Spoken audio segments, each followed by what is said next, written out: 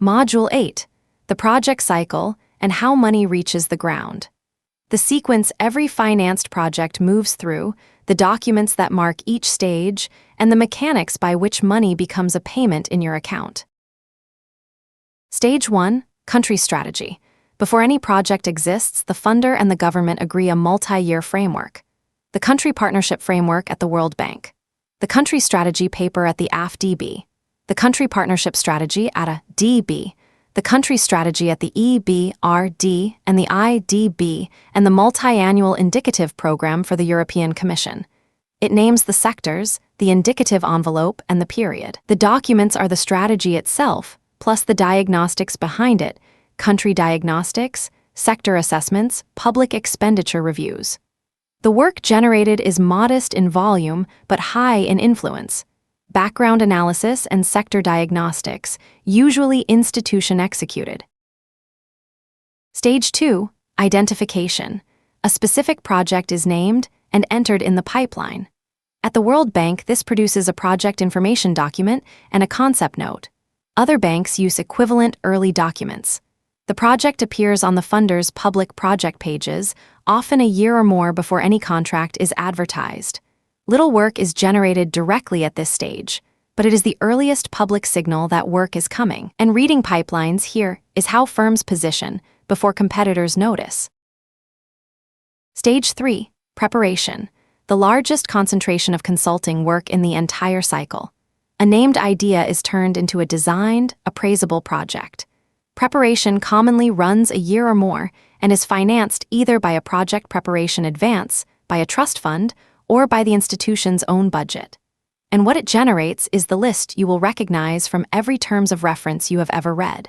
Pre-feasibility and feasibility studies, technical and engineering design, economic and financial analysis, environmental and social impact assessment, resettlement action plans and stakeholder engagement plans, gender assessment and climate risk screening, institutional and fiduciary assessment, procurement planning, and drafting of the results framework. Stage 4. Appraisal. The funder examines the prepared project on technical, economic, financial, fiduciary, environmental, and social grounds and decides whether it is ready. This is largely done by the institution's own staff, sometimes with specialist reviewers. It produces the appraisal document, the project appraisal document at the World Bank, the report and recommendation of the president at a D.B., the appraisal report elsewhere. That document is the single most useful public artifact in the sector. It states the borrower, the executing agency, the financing amount and instrument, the components, the results framework, the risks, and the planned procurement. Stage 5. Negotiation, approval, and effectiveness. The government and the funder negotiate the legal agreement. The Board of Executive Directors approves. The financing agreement is signed. Then come effectiveness conditions, legal opinions, budget appropriations, a PIU staffed, a project operations manual adopted, which must all be satisfied before a single dollar can be withdrawn. The lag between board approval and effectiveness is routinely months, and it is the single most common reason a project that appears approved is not yet hiring. Retroactive financing, where permitted, allows a limited amount of pre-approval expenditure to be reimbursed later, which is how some preparation contracts get paid. Stage 6. Implementation. The longest stage, usually several years. Procurement runs, contracts are signed, works are built, systems are installed, training is delivered. Progress is recorded in implementation status reports and supervision mission aid memoirs. Both are often public, and both are extremely informative about what is going wrong, and therefore about what help will be bought next. The work here is construction supervision and owner's engineer services, project management support and embedded technical assistance, procurement and financial management support, safeguards monitoring, and the midterm review. Stage 7. Completion and evaluation. The project closes and a completion report is written, the implementation completion and results report at the World Bank, and equivalents elsewhere. Independent evaluation departments, which report to the board rather than to management, validate a sample and conduct thematic and country evaluations.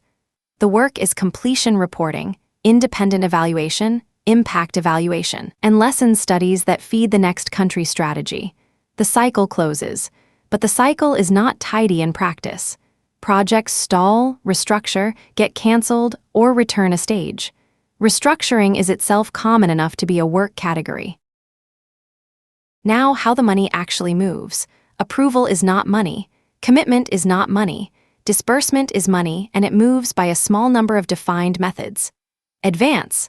The funder places money into a designated account controlled by the borrower, from which the project pays expenditures, then reports and replenishes. Reimbursement. The borrower pays first from its own budget and is reimbursed on evidence. Direct payment. The funder pays a supplier or consultant directly on the borrower's instruction, the method most likely to get an international consultant paid promptly. Special commitment. The funder commits to pay a bank under a letter of credit, used for goods. Is in the chain. The financing agreement is between the funder and the sovereign, signed by the Ministry of Finance. The ministry on-lends or on-grants to the executing agency, the line ministry, utility, or authority that owns the project. Inside or beside the executing agency sits the project implementation unit, a dedicated team, frequently including contracted specialists, responsible for procurement, financial management, safeguards compliance, reporting, and contract administration. The PIU is the entity that advertises, evaluates, signs, instructs, approves deliverables, and releases payment. The funder's task team leader supervises and exercises control through the no-objection. On contracts above defined thresholds, the funder must clear the shortlist, the request for proposals, the evaluation report, and the draft contract before the PIU may proceed.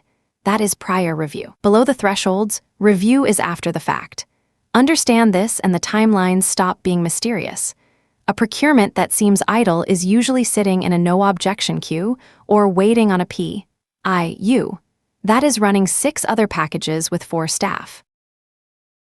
Co-financing. Large projects rarely have one financier. A regional bank may provide the main loan, the World Bank a parallel loan, a bilateral a grant for the technical assistance, and a climate fund a slice for the adaptation component. Co-financing is either joint, where one set of procurement rules governs the whole operation, or parallel, where each financier funds and governs its own components separately.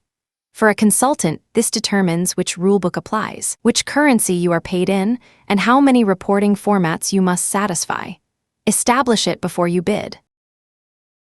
From contract to payment, your invoice goes to the PIU with the deliverable and any required timesheets. The PIU verifies against the contract and the terms of reference, and where the deliverable requires it, obtains the funder's no-objection.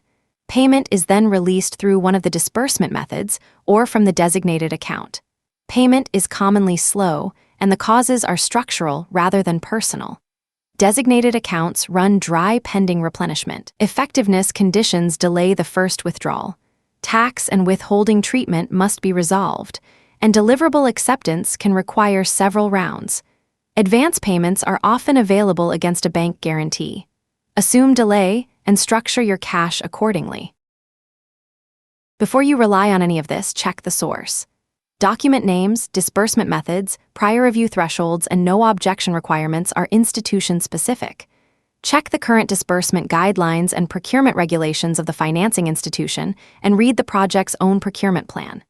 In summary, the cycle runs country strategy, identification, preparation, appraisal, approval, effectiveness, implementation, completion, evaluation. Preparation holds the most consulting work. Implementation holds the longest. Money moves by advance, reimbursement, direct payment, or special commitment. It moves into a chain that runs from funder to Ministry of Finance to executing agency to project implementation unit, and the PIU, not the bank, is who pays you. The funder controls through the no-objection, and co-financing decides whose rules apply. Next, the consulting industry itself.